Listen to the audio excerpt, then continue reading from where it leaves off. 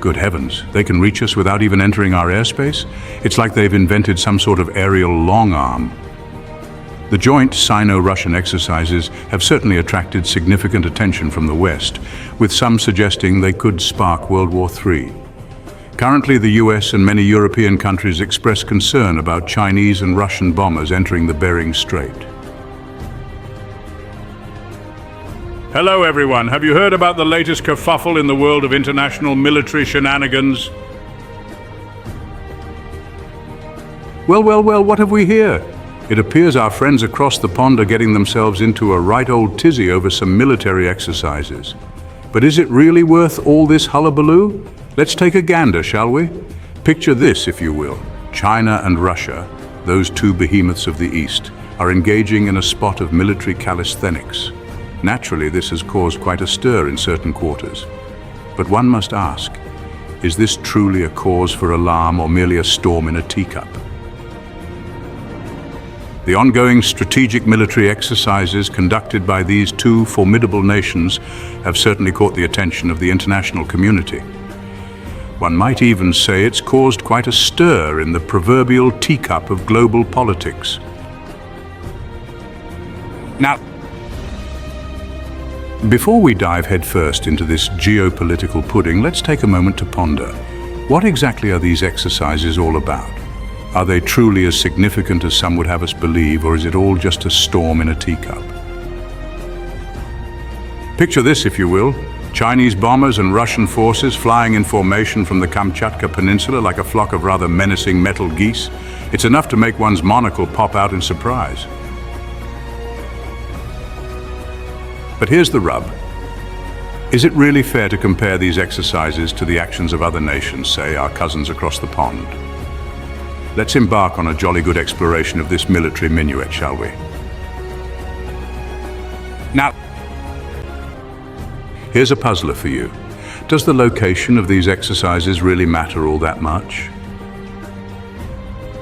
Well, my dear Watson, it appears that the answer might not be as straightforward as one might hope. You see, each time these exercises intensify, one can't help but notice that they occur quite far from China's borders. It's rather like hosting a garden party in your neighbor's backyard, wouldn't you say? Now, some might argue that comparing these exercises to Chinese strategic bombers directly flying into the Alaskan Air Defense Identification Zone is like comparing apples and oranges. Or perhaps more accurately, comparing a gentle game of cricket to a rousing match of rugby. The photos show mere escorting, not interception, lasting as long as 5 hours. Who takes 5 hours to intercept and drive away an aircraft? If it were a fighter jet intercepting and driving away, how could it take 5 hours? Indeed. One must wonder, is this all just a bit of international theatre? A grand performance on the stage of global politics, or is there something more afoot? Let's delve deeper into this military mystery, shall we? After all, as the great Sherlock Holmes might say, the game is afoot. Or in this case, perhaps, the game is in flight. In an era marked by shifting geopolitical alliances, the world watches as China and Russia strengthen their military ties. Joint military exercises, once rare, have become frequent and sophisticated, signaling a deepening strategic partnership. This alliance has sent ripples of concern through Western capitals, particularly in Washington. The United States now faces a more multipolar world where its dominance is no longer unchallenged. As China and Russia draw closer, the world grapples with the implications of this evolving relationship. Picture this, if you will. China and Russia, those two behemoths of the East, are engaging in a spot of military calisthenics. Naturally, this has caused quite a stir in certain quarters. But one must ask, is this truly a cause for alarm or merely a storm in a teacup? One might imagine a rather miffed American general exclaiming, "I say, those cheeky blighters have the audacity to fly near our airspace. What's next, inviting themselves over for tea and crumpets?" But did the Americans truly intercept these airborne visitors, or is that a bit of an exaggeration? But Did the Americans truly intercept these airborne visitors, or is that a bit of an exaggeration? Upon closer inspection, it appears that what we're dealing with here is more akin to a gentlemanly escort than a forceful ejection. 5 hours of interception? Come now, even the most laborious of cricket matches don't drag on for quite that long. This little escapade marks the first instance of Chinese H-6 bombers in cahoots with their Russian compatriots taking a leisurely jaunt from the Kamchatka Peninsula. These flying machines, theoretically capable of lugging about nuclear weapons, are equipped with missiles that could give one quite a headache from up to 3,000 kilometers away. Quite the party trick, wouldn't you say? Unsurprisingly, this has caused a fair bit of consternation among certain members of the US Congress. However, it seems they're at a bit of a loss as to how to counter this rather audacious move. Oh, the perplexity of it all. The growing military cooperation between China and Russia is part of a broader geopolitical transformation. The post-Cold War era of American dominance is fading, giving way to multipolarity and new power centers. China, with its expanding economy and modern military, challenges the United States for global leadership. Russia, eager to reclaim its great power status, joins forces with China to counterbalance American influence. This realignment of global power creates new fault lines and exacerbates existing tensions. The joint military exercises by China and Russia are a manifestation of this broader geopolitical competition. To grasp the significance of the Sino-Russian military partnership, it's crucial to compare their joint exercises to those of the United States and its allies. The US conducts military exercises worldwide, often near potential adversaries' borders, to demonstrate capabilities and reassure allies. In the Asia-Pacific, the US holds joint exercises with Japan, South Korea, and Australia, near China's borders. However, when China and Russia engage in similar activities, it is often met with alarm and accusations of provocation. This discrepancy reveals a double standard in how the international community perceives military exercises. But hang on a moment, haven't we seen this sort of thing before, albeit from a different perspective? It appears that China and Russia have taken a leaf out of the American playbook, justifying their actions as a simple exercise in the freedom of navigation. One can almost hear the collective tutting from pro-US European media outlets. But perhaps they ought to take a moment for some quiet introspection. After all, have they not engaged in similar aerial antics in Asia? The US and its allies justify their military presence in areas like the South China Sea by invoking freedom of navigation. This principle guarantees the right to navigate freely in international waters. American B-52 strategic bombers have entered the South China Sea multiple times, possibly over 10 times, equipped with missiles that can reach thousands of kilometers, potentially with nuclear warheads. Statistics from 2018 to 2019 show B-52S flew 18 times near China's territorial waters in 2018, averaging once a month, and 9 times in 2019. This highlights frequent intrusions into the East China Sea by American B-52S, yet joint Chinese and Russian formations are not allowed into the Bering Sea. China is naturally concerned. This pattern of behavior is to make the West accustomed to or empathetic towards the situation. Such events will continue. China and Russia will not back down. With the potential introduction of nuclear-powered aircraft carriers, they might approach even closer. However, China and Russia argue that the frequent passage of US warships and aircraft goes beyond this right, seeing it as an attempt to assert dominance. The recent joint flights by Chinese and Russian bombers near Alaska illustrate this point. While the US has conducted similar flights near Chinese and Russian airspace, the reaction to the Sino-Russian flights was different. This disparity highlights the growing tensions and challenges of maintaining stability in a multipolar world. The American B-52 strategic bombers. These jolly giants have been known to pop into the South China Sea for a visit more times than one can shake a stick at. Naturally, this has raised a few eyebrows in Beijing. But isn't turnabout fair play? It seems that this pattern of behavior is designed to acclimatize the West to such situations, or perhaps to engender a smidgen of empathy. One thing's for certain, this game of aerial cat and mouse is far from over. In fact, with whispers of nuclear-powered aircraft carriers on the horizon, things might get even more interesting. The Americans would do well to keep their wits about them. Is this not simply a case of the West being given a taste of its own medicine? The increasing frequency of Sino-Russian military exercises signals a shift in the global balance of power. The era of unchallenged US military dominance is ending, replaced by a multipolar world with new centers of influence. This new reality demands a reassessment of traditional security arrangements and a more nuanced approach to international relations. China and Russia, emboldened by their growing clout, are no longer content to play a subservient role in a US-led world order. They are actively shaping the international system to reflect their interests and values. This shift towards multipolarity has the potential to create a more balanced international system. However, it also presents new challenges, as the absence of a clear hegemon can lead to greater uncertainty and instability. The geographical distance of military exercises from a nation's borders shapes international perceptions. When conducted close to home, exercises are seen as defensive. Far from home, they can be seen as a projection of power or provocation. The recent joint flights by Chinese and Russian bombers near Alaska provide a case study. While both countries maintained the flights were routine, they were perceived in the West as a show of force. The proximity to US territory amplified their significance, prompting responses from American defense officials. This reaction underscores the importance of geography in shaping perceptions of military activity. What might be routine in one context can take on a different meaning in another, depending on location and perceived intentions. Military exercises far from a nation's borders serve to project power and extend military reach.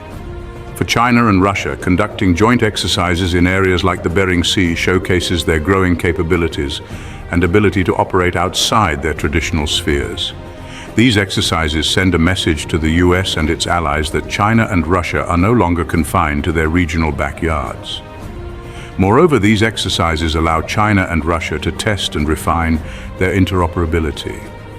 This growing cooperation has the potential to alter the regional balance of power, posing new challenges for US military planners.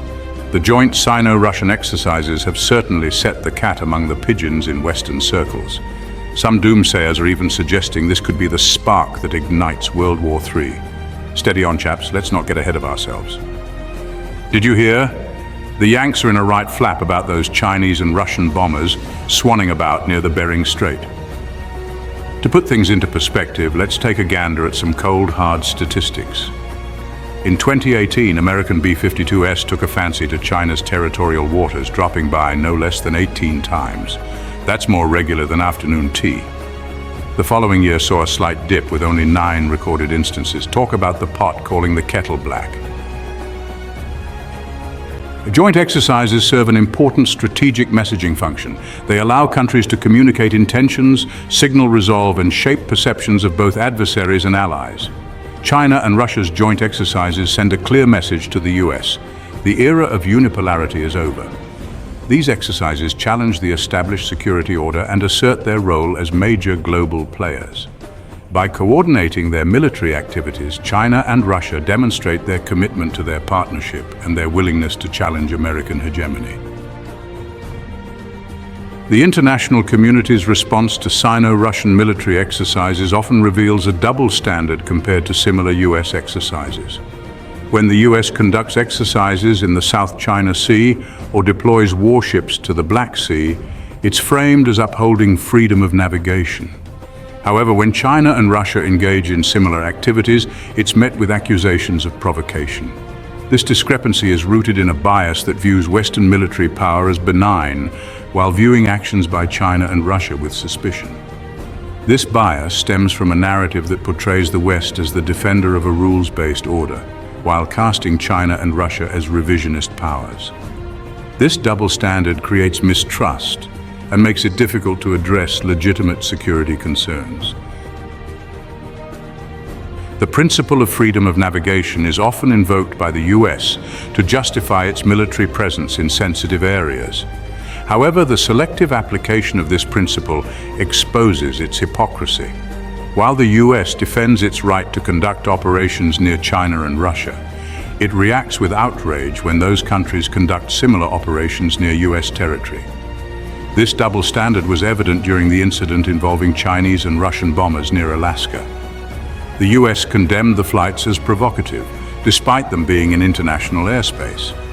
This selective application undermines the principle of freedom of navigation and creates a perception that the US uses it to advance its own interests. The emerging multipolar world demands a new approach to international security based on consistency and mutual respect. The days when a single nation could dictate global security are over. China and Russia are major powers with their own interests, and their voices deserve to be heard. Instead of clinging to unipolarity, the US should embrace the opportunities of a multipolar world. By engaging with China and Russia in a spirit of cooperation, the US can help build a more stable and prosperous world. But what's really got the Americans' knickers in a twist? It seems the real cause for concern isn't so much the ancient H-6 bombers themselves, but rather the snazzy electronic warfare pods they're sporting. These clever little gadgets can hoover up electronic intelligence and give radar systems a run for their money. No wonder the Americans were hesitant to send their prized F-22 fighters to investigate. One wouldn't want to risk spilling the beans on one's electronic secrets, would one? One can almost picture a frustrated American general grumbling, "Blasted electronic warfare! Whatever happened to the good old days of gentlemanly dogfights?" The concern from the US is more about China's old H-6 bombers equipped with electronic warfare pods.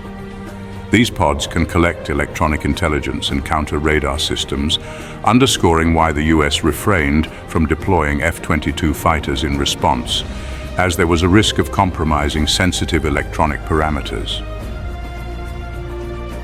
Modern military exercises now incorporate electronic warfare, an invisible but crucial aspect of conflict. Sino-Russian joint exercises focus on honing electronic warfare capabilities, recognizing its potential to disrupt enemy systems. The deployment of electronic warfare systems allows both countries to test and refine their tactics in a realistic environment. The emphasis on electronic warfare reflects its growing importance in future conflicts. Dominating the electromagnetic spectrum could prove decisive in determining the outcome of a battle or war. Joint military exercises provide opportunities for intelligence gathering, allowing countries to collect data on each other's capabilities and tactics. The deployment of advanced surveillance aircraft during Sino-Russian exercises allows real-time monitoring of activities. These aircraft collect data on radar signatures, communication intercepts, and electronic emissions. The intelligence gathered provides insights into decision-making processes and strategic thinking. This information is invaluable for military planners and policymakers, allowing for more informed decisions about force posture and deterrence strategies. The growing emphasis on electronic warfare and intelligence gathering in Sino-Russian joint military exercises reflects a broader trend in modern warfare, the increasing importance of information dominance. In an era of networked battlefields and precision-guided munitions, the ability to control, manipulate, and exploit information is paramount.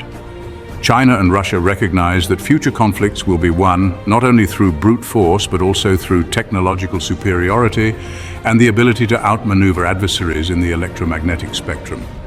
Their joint exercises are designed to ensure that their forces are prepared to fight and win in this new battle space. The implications of this technological arms race extend far beyond the realm of military strategy.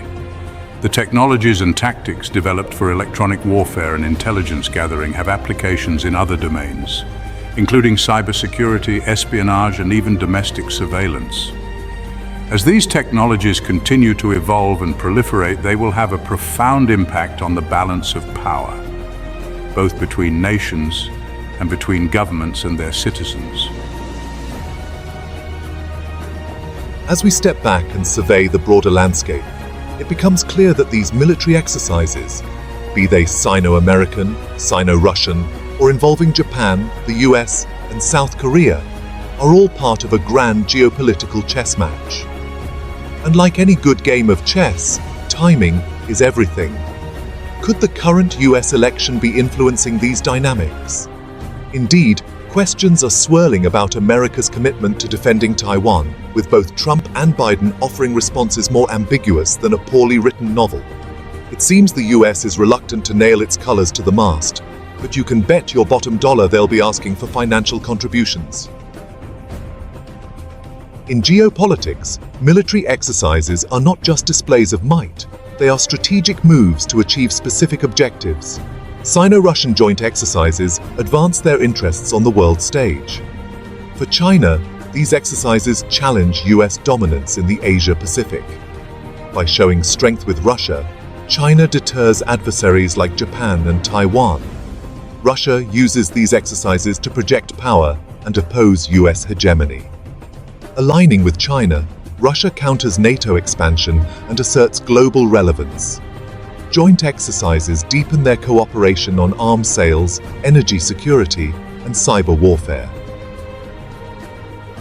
While military exercises are often analyzed through the lens of international relations, it's crucial to recognize their domestic political dimensions as well. For leaders in both China and Russia, these exercises serve multiple domestic purposes, including bolstering national pride, justifying military spending, and consolidating political power.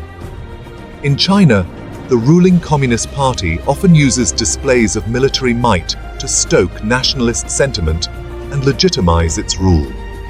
The success of joint exercises with Russia plays into a narrative of China's resurgence as a great power, bolstering the party's image and deflecting attention from domestic challenges.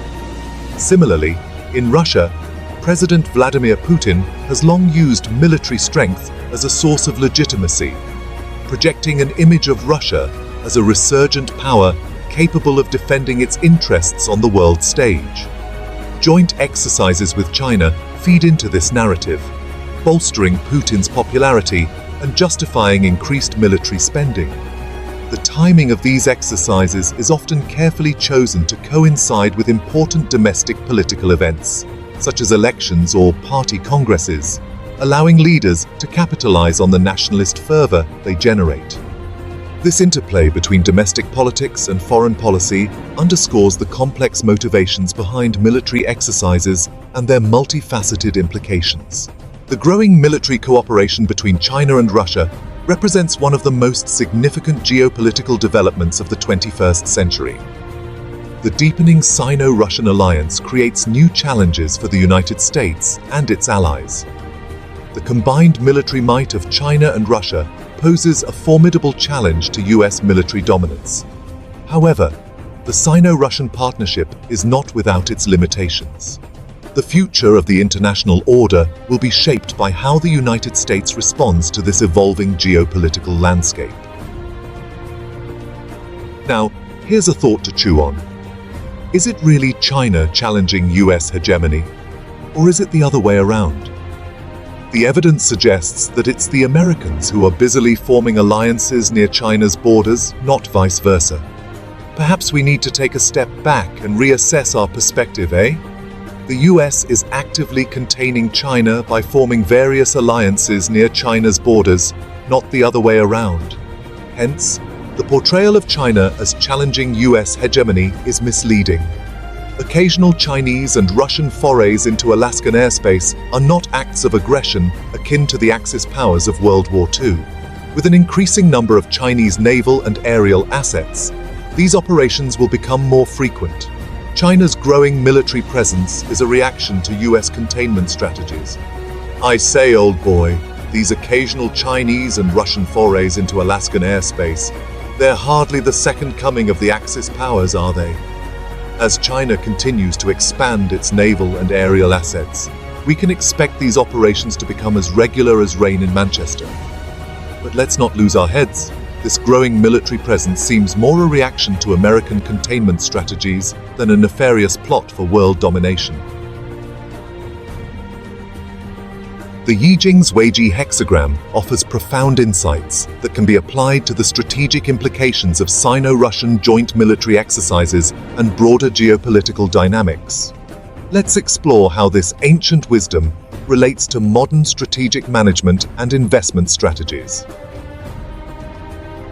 The Yi hexagram emphasizes the importance of careful observation before taking action.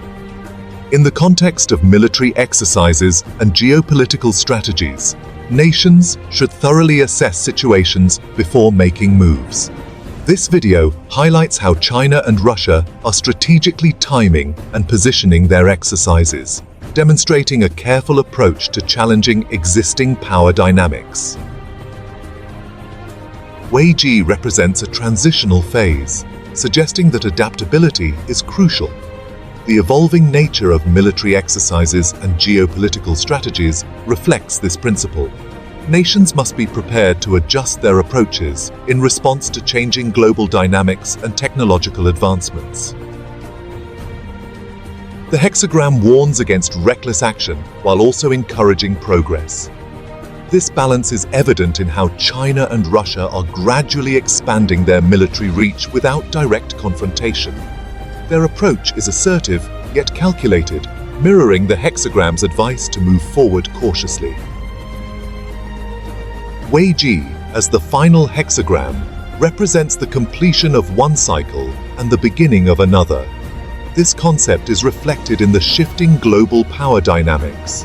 The increasing frequency and sophistication of joint exercises signal a transition in the international order, emphasizing the cyclical nature of geopolitical power.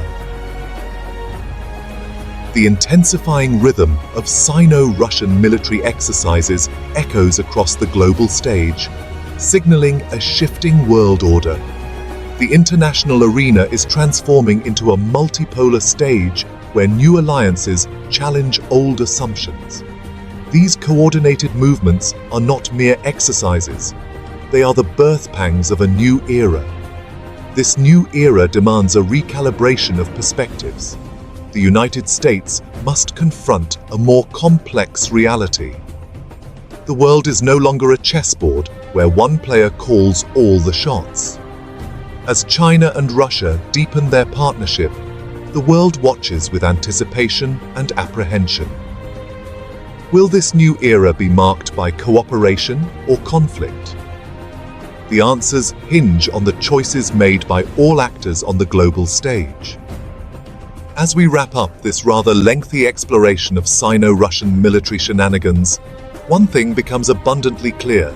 International relations are about as straightforward as a plate of spaghetti.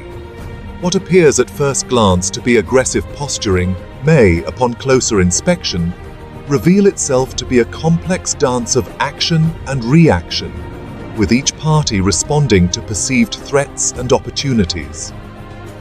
So, what's the takeaway from all this military toing and froing? Perhaps it's that, in the grand game of geopolitics, perception is just as important as reality. What one nation sees as a defensive measure, another may interpret as an act of aggression. The challenge, then, lies in finding a way to navigate these turbulent waters without inadvertently steering ourselves into a perfect storm. One might say that international relations is rather like a global game of Twister. Everyone's trying to maintain their position without toppling over, and it's all fun and games until someone puts their foot in it. As we move forward, it behooves all parties involved to approach these matters with a level head and a willingness to see things from multiple perspectives. After all, in a world where misunderstandings can have far-reaching consequences, a little empathy and a dash of humor might go a long way towards keeping the peace. So, the next time you hear about Chinese bombers flying near Alaska or American warships cruising through the South China Sea, perhaps instead of reaching for the panic button, we might all benefit from taking a deep breath, brewing a nice cup of tea, and remembering that in the grand scheme of things, we're all just trying to muddle through on this big blue marble we call home. In the end, my dear friends, isn't it better to jaw than to war? Now, Who's for another round of diplomatic discussions over a nice plate of cucumber sandwiches? And on that note, dear old chap, we'll bid you adieu. Keep calm, carry on, and remember, in the topsy-turvy world of international relations, sometimes the best approach is to keep a stiff upper lip and a twinkle in one's eye. Cheerio!